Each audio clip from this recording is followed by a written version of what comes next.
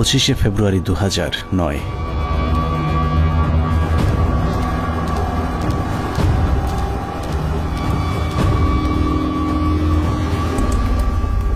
মহাজোট সরকার ক্ষমতায় আসার মাস দেড়েকের মাথায় বর্বরতম এক হত্যাকাণ্ডের মাধ্যমে ভেঙে দেয়া হয় সীমান্তে উঁচু করে যারা শত্রুর সামনে প্রাচীর হয়ে থাকত তাদের মেরুদণ্ড। বিডিআর সেনাবাহিনীর সমন্বয়ে গঠিত সুশৃঙ্খল একটি বাহিনীর মগজে বিষ বাষ্প ঢুকিয়ে উস্কে দেওয়া হয় হিংসা আর প্রতিশোধের আগুন। সেই আগুনেই পুড়েছে বিশ্বাস, আস্থা আর ভালোবাসায় তৈরি করা সাজানো গোছানো এক সুখের ঘর। পিলখানায় লাগা সে আগুনে শুধু যে 57 সেনা কর্মকর্তাই পুড়েছে তা নয়, সেই সাথে পুড়েছে কয়েক হাজার জওয়ানের সুখ, স্বপ্ন, সংসার। সীমান্ত অরক্ষিত করে ওদেরকে রক্ষিত করা হয়েছে কারারক্ষীদের ঘরে, যেই ঘরে দিন, মাস, বছর করে গুনে গুনে 15 বছর পার হয়েছে সীমান্ত রক্ষীদের। সেই থেকে ওপারের শত্রু যখন খুশি এপারে এসেছে কেউ তাদের বাধা দেয়নি, কারণ ওরাই ছিল আমাদের 1,44,000 বর্গ কিলোমিটার মানচিত্রের সীমানা প্রাচীর, যেই প্রাচীরে ক্ষত ধরিয়েই আমাদের মানচিত্রকে বিক্ষত করা হয়েছিল গেল 15টি বছর।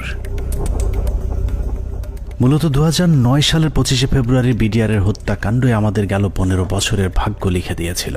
এই 15 বছর বাংলাদেশের রাজনীতি, শিক্ষা, অর্থনীতি থেকে শুরু করে পুলিশ, প্রশাসন সবকিছু নিয়ন্ত্রণ করেছে ভারত, আর সবচেয়ে বেশি নিয়ন্ত্রণ করেছে বাংলাদেশ সেনাবাহিনীকে, যারাই ছিল একসময় আমাদের অহংকার।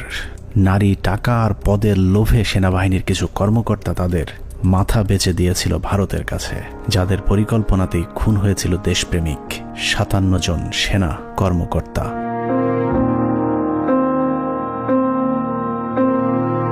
পঁচিশে ফেব্রুয়ারি পিলখানায় আসলে কি ঘটেছিল, কেন ঘটেছিল, সেই ঘটনার পরে কি ঘটেছিল, কিংবা এখন আসলে কি ঘটছে তা নিয়ে আমাদেরকে যতটুকু জানানো হয়েছে তার চেয়েও অনেক বেশি আমাদের থেকে গোপন করে রাখা হয়েছে।